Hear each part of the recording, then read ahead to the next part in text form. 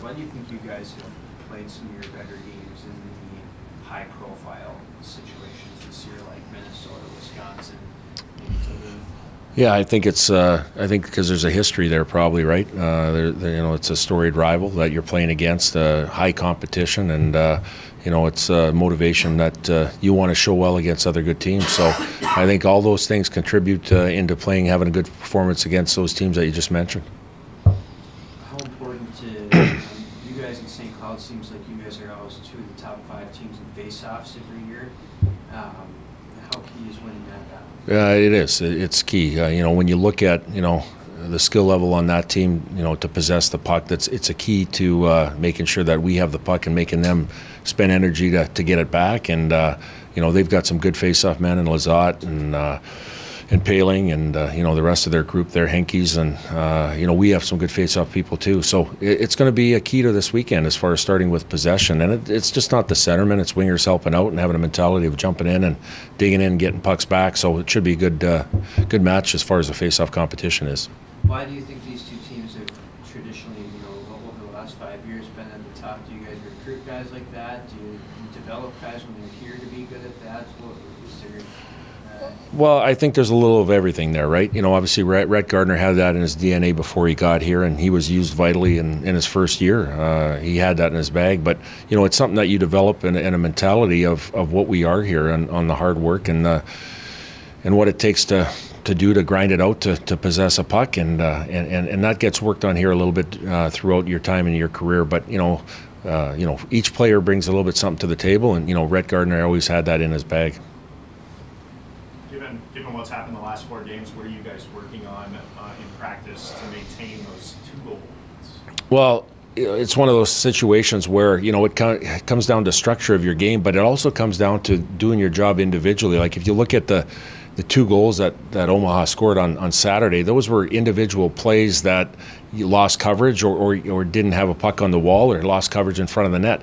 That's not a structural thing. That's an individual mentality thing that has to, everybody has to do their part in making sure they have to be sharp and clean in every situation when they get on the ice, especially when it gets magnified in the last 10 minutes of a game. So I guess what you have to say is the mental sharpness or the focus of an individual when you go on the ice and know they have to do the job. What do you attribute maybe then to those games and losing those leads? What do you attribute that to? Is it youth?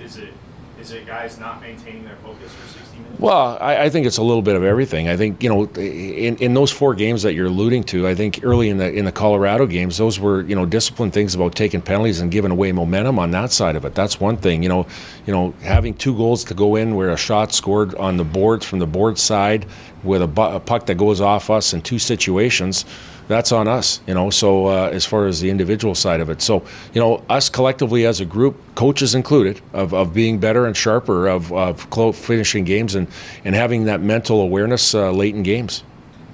UND is ranked like 10th overall in the penalty minutes. Playing a team like St. Cloud this week, is there going to be an extra focus on not taking unnecessary penalties? Yeah, absolutely. You look at their team; they take 2-3 penalties a game. And they don't give you a lot of opportunity on the power play. So you have to be sharp in that area. For us, conversely, just like you said, our discipline has to be key. We're an aggressive team. We play hard, but we have to play smart in the areas where you don't take those stick penalties 200 feet away from your net. Yeah, you don't give them extra advantages when you can. Are you going to take a penalty because you're being aggressive? Maybe every so often, but you got to make sure the discipline comes in your game and not giving them extra looks on power plays through undisciplined stick penalties or penalties that you can not let them take.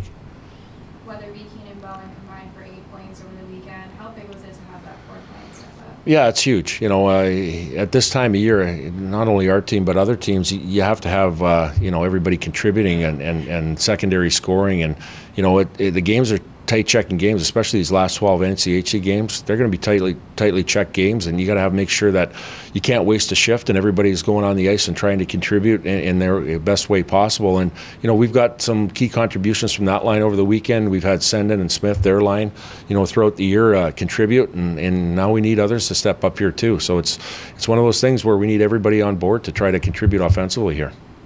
On film, have you noticed any difference in play with Moscow not No, you know what? I've watched 3 games now, and there's a lot of similarities. You know, through their neutral zone, through their offensive zone looks, through their power play. You know, there are a lot of similarities, and you know, they're a team. They're an experienced team. They have, I think 10 or 11 seniors on their team that are influential players that kind of transcended over from the Bob Motzko days. And again, like I said, it's a good team here.